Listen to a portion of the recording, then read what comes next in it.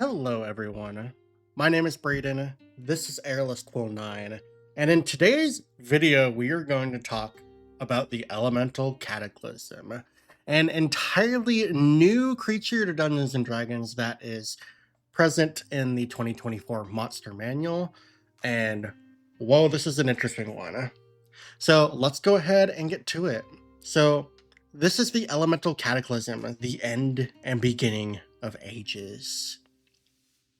Beyond the fringes of the elemental planes, primordial forces endlessly clash amid the elemental chaos.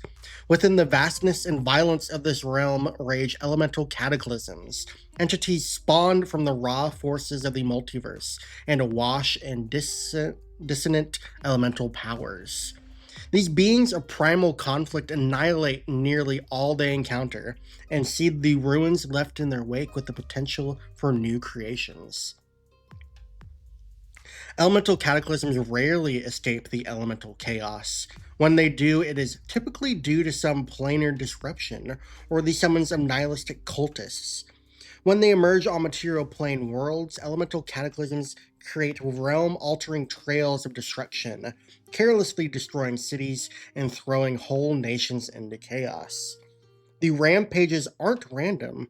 Elemental cataclysms abhor anything that visibly mars nature, be it mines or monuments, fortresses or cities, but they vent their most intense rage on works of metal and clockwork. As they sow destruction, they howl condemnation and chant words of unmaking in the languages of the inner planes. Little can stop an elemental cataclysm.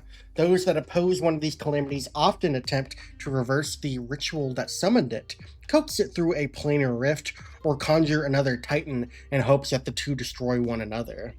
These terrors leave a wake of ashes, floods, storms, and broken earth. But after these disasters recede, the land is imbued with new life or elemental changes. We can roll on or choose a result from the elemental alterations table to inspire what changes emerge after an elemental cataclysm's destruction.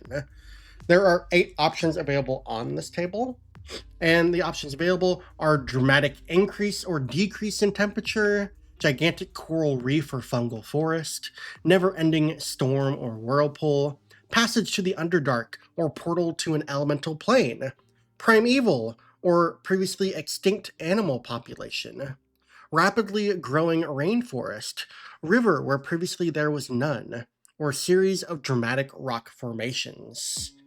These are all pretty interesting options here that can result from the demise of an elemental cataclysm. But with all that being said, we need to take a look at the stat block. So there is no 2014 equivalent for the stat block, so this is an entirely new stat block to Dungeons & Dragons. So let's go ahead and get to it and talk about what a threat this creature poses. So the Elemental Cataclysm is a gargantuan elemental titan. It is chaotic neutral in alignment. They have an armor class of 20, an initiative of plus 18, 370 hit points, a speed of 60 feet, a burrow speed of 60 feet, a fly speed of 80 feet with hover, and a swim speed of 80 feet. For their ability scores, they have a strength of 26, a dexterity of 19, they have a constitution of 27, an intelligence of 9, a wisdom of 14, and a charisma of 9. They are also proficient in dexterity, constitution, wisdom, and charisma saving throws, giving them a respective bonus of plus 11, plus 15, plus 9, and plus 6 in those saving throws. For their immunities, they are immune to acid, cold, fire, lightning, poison, and thunder damage. They are also immune to the following conditions: blinded, charmed, deafened, exhaustion, frightened, grappled, paralyzed, petrified, poisoned, prone, restrained, stunned, and unconscious. So this is a behemoth with a vast number of immunities. For senses, they have a true sight of 150 feet. They have a passive perception of 12. Languages, they know primordial, which makes all the sense. They are a challenge rating 22. granting them 41,000 experience points, a proficiency bonus of +7. For their traits, they have Earth Glide, which we just saw in the Earth Elemental, allowing them to move through non-magical unworked earth or stone without leaving any disturbed material behind them when they do so. They have 4 legendary resistances per day, allowing them to succeed on any saving throw that they would have otherwise failed. They also have the Siege Monster trait, allowing them to deal double damage to objects and structures.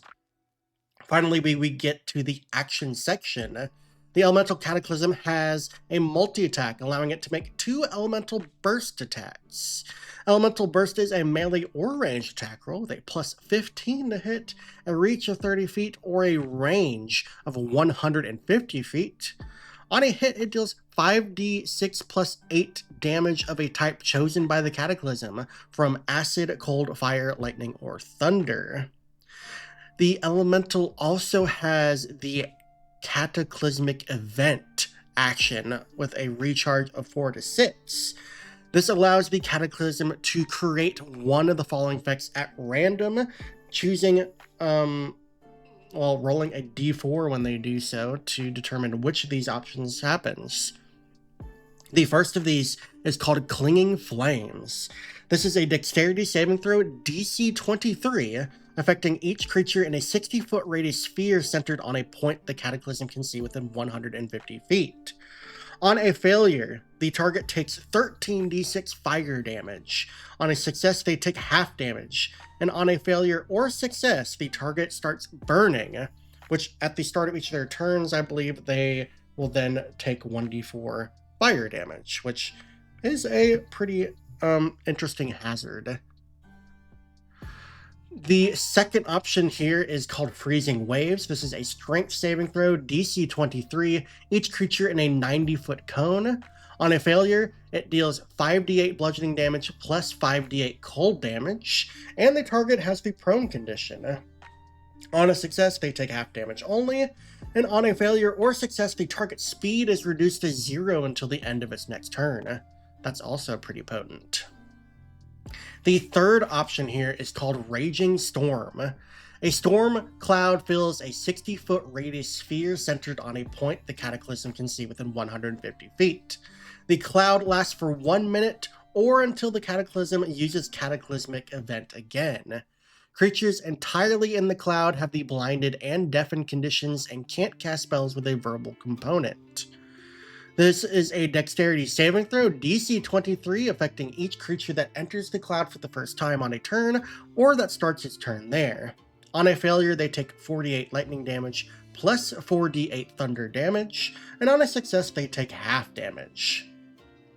Finally, we get to the final option in this action, Swallowing Earth.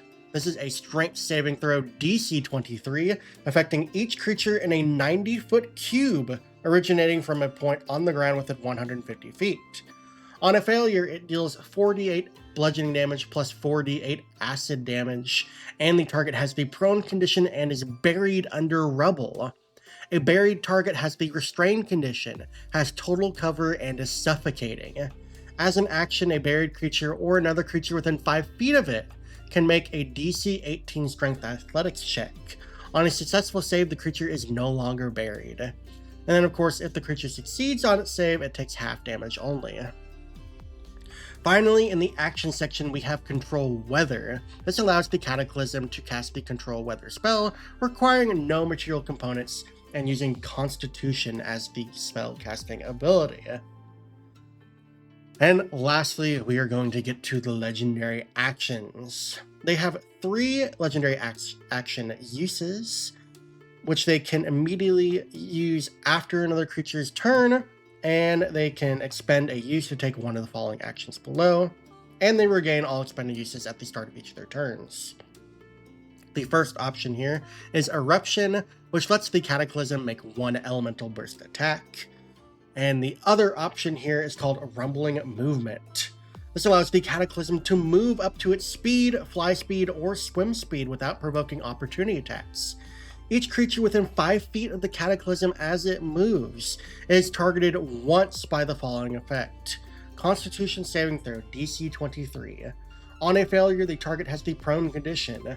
On a failure or success, the Cataclysm can't take this action again until the start of its next turn. Whew, that was a lot. So, yeah, this is a pretty potent, pretty interesting creature. Lots of options in this stat block, and some pretty devastating ones as well. Obviously, you're going to want to use Cataclysmic Event right off the bat, probably. Get that out of the way, because you're going to want to use that every option you have available whenever it recharges. And on the turns that you don't have it, you're going to use Elemental Burst for the multi-attack. And for legendary actions, you're going to use Rumbling Movement, make creatures prone, and then use Eruption on your other with your other legendary actions to beat them while they're down. So yeah, pretty crazy Elemental Titan here. Pretty decent hit points, pretty high armor class. It's really the number of immunities that it has, both to elemental damage types and all those conditions, that really make this a potent threat. And it has 4 legendary resistances, which is quite a few. So yeah, there's a lot of tricks up this elemental sleeve. This is definitely a potent threat, particularly for an endgame boss. But yeah, this is a pretty cool creature, and I can see this being a really decent alternative boss for the end of a campaign, like oh crap, what is the campaign called? The Elemental Evil campaign that came out a long time ago. But yeah, a pretty interesting option here, and I can really see this being a nice ending boss for a elemental themed campaign. But yeah, that's gonna be it for this video. So thank you all for watching. Hope you enjoyed it. If you did, please give it a like and subscribe to the channel if you want to see more content like this. We are, of course, going through every monster in the 2024 Monster Manual, so keep an eye out for those videos. We will be taking a look at the Empyreans next, so keep an eye out for that video. Until then, thank you all for watching, and I will catch you all later.